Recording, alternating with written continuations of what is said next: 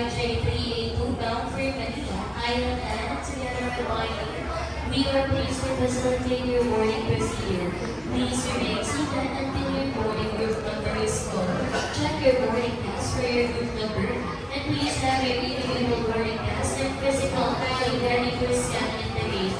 Mangyari po lamang ang manatiling na taupo hanggang tawagin ang iyong boarding group number.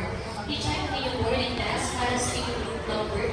Ihanda ang inyong sarili boarding pass at physical ID para sa pag-scan sa gate.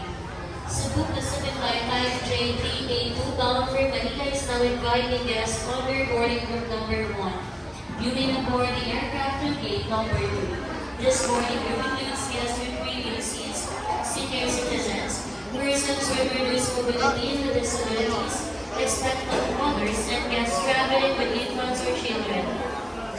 If you are not part of boarding group 1, please remain seated. Ang Cebu Pacific Line 5J382 patungong Manila ay tumatanggap na ng mga palamuin mula sa boarding group number 1. Mangyari patungo sa gate number 2. Kasama sa boarding group na